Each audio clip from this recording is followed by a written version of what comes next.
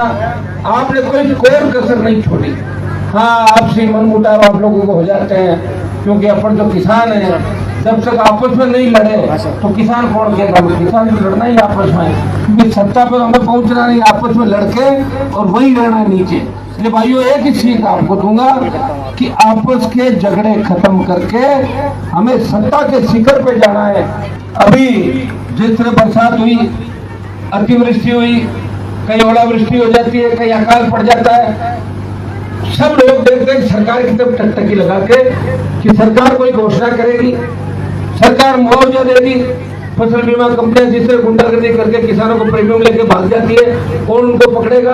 Paper leak की घटनाएं जिस तरह हो रही है, बजरी माफिया का जो आतंक है, जिस तरह हम हमारे खेत के अंदर अगर पत्थर निकाल के पेट फाड़ के तो माइनिंग वाला आके पेनल्टी कर देते हैं, मुकदमा दर्ज कर लेते हैं, किसी ने बलव जगह लिया, किसान को तंग करने के लिए विजिलेंस आ जाती है, तब आपको याद आती है सरकार। लेकिन सरकार में आपके लोग नहीं है, भेज भी दोगे, अपना बिजनेस करेंगे, अपना काम करेंगे, लड़ने की क्षमता राजस्थान के अंदर नेताओं के अंदर नहीं रही।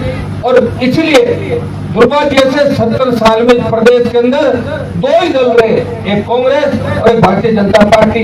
तीसरी ताकत की परिकल्पना अगर किसी ने करी, तेजा जी महाराज के जयकारे के साथ विधानसभा और लोकसभा के अंदर तेजा जी का जयकारा लगा के देश के किसानों का ध्यान इस राजस्थान की ओर आकर्षित कराया और नागौर की धरती से इस कर्ज माफी के आंदोलन को अगर हवा दी, फ्री वित्तीय टोल मुक्त राजस्थान के आंदोलन को हवा दी, आपके सांसद ने इस देश के अंदर राजस्थान के अंदर नई आरएलपी पार्टी का गठन करके ये साबित कर दिया कि वो राजस्थान नहीं रहा जो पार्टियों के पीछे भागेगा। अभी नया राजस्थान बनाए, तीसरी ताकत खड़ी हो सकती है। लेकिन मेरे साथ जो टीम थी, जितना मैं काम कर रहा था राजस्थान के अंदर, उतना टीम काम नहीं कर पाई। तो इस तरह के दौर से हिंदुस्तान गुजरा था। कौन गुनहगार उन चीजों के लिए, इस ओर भी आपको ध्यान देना होगा। लेकिन मैदान छोड़ के नहीं भागा था, आपके बीच खड़ा था हर सुख और दुख के अंदर, और आपके बीच ही नहीं खड़ा था। इस राजस्थान के सम्मान की लड़ाई कोई लड़ रहा था। इस देश की पहलवान बेटियां जिनकी इज्जत तार-तार की गई, जब देश की पहलवान बेटियों ने पुकारा कि हिंदुस्तान से कौन भाई हमारी रक्षा करने आएगा, तेजा जी का भक्त हनुमान बेनीवाल उन पहलवान बेटियों की रक्षा करने के लिए जंतर मंत्र पर गया और लोकसभा के अंदर उस बाहुबली के छक्के छुड़ा दिए। जब किसान आंदोलन हुआ, तब हिंदुस्तान से बात उठी कि किसान आंदोलन का जो युद्ध हो रहा है, इसमें आहुति कौन देगा?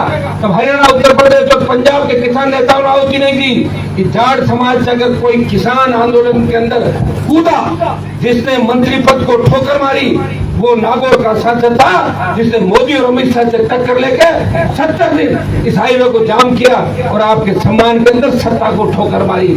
किसान के समर्थन मूल्य पे खरीद, कर्ज माफी, सशक्त लोकायुक्त, टोल मुक्त राजस्थान, आपके नजदीकी टोल है, आपको बुरा लगता है टोल देते हुए, लेकिन कोई भी पार्टी ये बात नहीं कहती कि टोल फ्री होना चाहिए। मेरी पार्टी तो ये बात कहती है, लेकिन मुझे तो 3 से आप 1 पे ले आए थे, 3 से अगर 33 पे जाता तो अभी तक करते था टोल फ्री, सरकार को रोक देता वही कि भाई।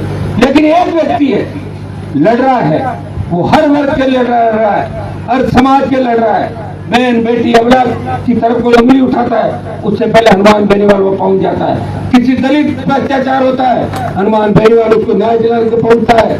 गरीब को गणेश मान के मैंने सेवा करी, उसी का परिणाम है कि आप दोनों हाथों से मुझे आशीर्वाद दे रहे हो। कुछ भी नहीं हम लोगों के पास, बातें कर देंगे। धन्ना सेठों का 16 लाख करोड़ का कर्जा माफ कर दिया दोनों सरकारों ने 15 साल के अंदर, तो किसान का कर्जा माफ भी कर दो। एक बार बूस्टर डोज दो किसान को, किसान अपना आप आगे खड़ा हो जाएगा। खैर, आने वाला समय ये बताएगा।